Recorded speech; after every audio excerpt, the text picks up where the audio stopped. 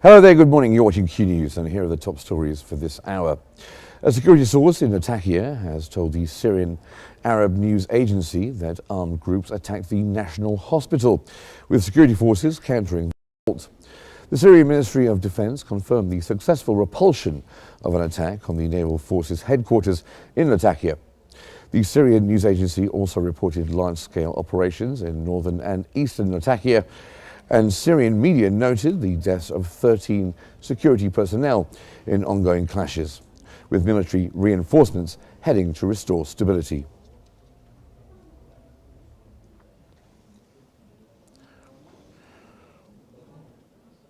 Syria's interim president, Ahmed al-Sharaa, has vowed to track down and bring to trial the remnants of the ousted Bashar al-Assad regime, following a surge of violence in coastal areas. In his first public remarks on the crisis, he urged security forces to act with restraint and assured that captured members of the former regime would face a fair trial. Fighting continued as Syrian security forces battled an insurgency led by fighters from Assad's Alawite sect in western Syria. The government described Thursday's attack as well planned and an assault by loyalists of the ousted regime. While officials have not released a casualty count, the Syrian Observatory for Human Rights reports that over 180 people have been killed in the past 2 days.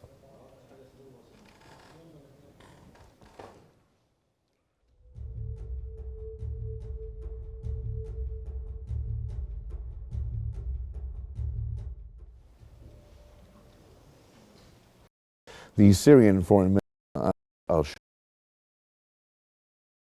Syria aimed at preventing security and political attempts abroad.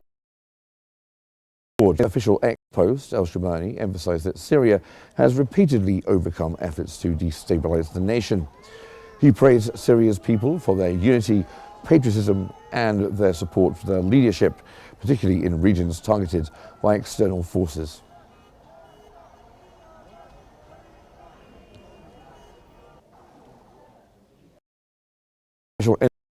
To Syria, Geir Pedersen has expressed concern over reports of these clashes on the Syrian coast that resulted in casualties between the Syrian interim government forces and factions loyal to former President Bashar al-Assad's regime.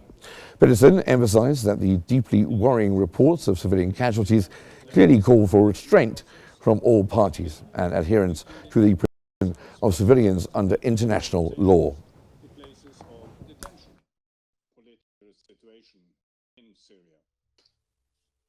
The caretaker authorities have made important statements regarding Israel. UNDOF says that the IDF has established multiple positions in the area of separation in violation of the 1974. A delegation has been in Cairo to discuss the implementation of the Gaza ceasefire agreement and move forward with the second phase of negotiations. That's according to Egypt's State Information Service. Egypt is intensifying its diplomatic efforts with all parties to accelerate progress on the next phase of the truce.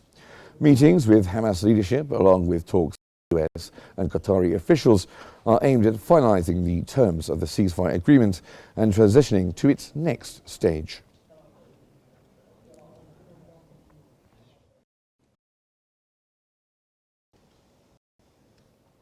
The Organization of Islamic Cooperation, the OIC, has officially endorsed Egypt's plan to rebuild Gaza, which was proposed at the Cairo summit on March 4th.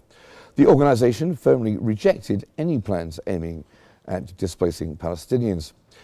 During a ministerial meeting in Jeddah, the OIC called on the international community to provide urgent support for the reconstruction effort. It also emphasized the need to launch a clear political process for lasting and just resolution of the Palestinian people's legitimate right to establish their own state.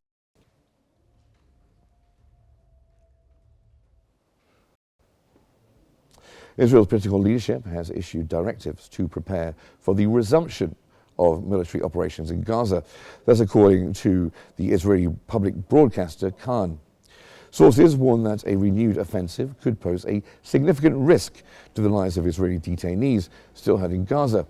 Meanwhile, 56 Israeli hostages who were released in a previous detainees exchange have sent a formal appeal to Prime Minister Benjamin Netanyahu and his government, urging them to fully implement all stages of the agreement and secure the release of those still in captivity.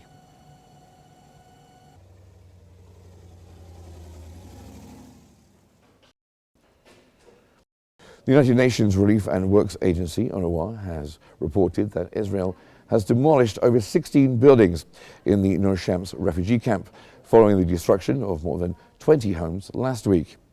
The agency warned that these large-scale demolitions represent a concerning new trend with unprecedented consequences for Palestinian refugees.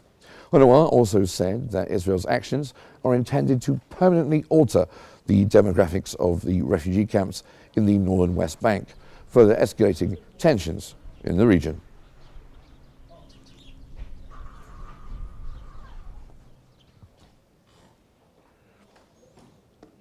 Israeli warplanes have launched multiple airstrikes on southern Lebanon, targeting areas including Nabatea, Jabal al-Rihan, and the Litani River Basin. These strikes caused widespread damage and fires. Israeli troops also concluded sweeps across the area to intimidate residents and push them from the area.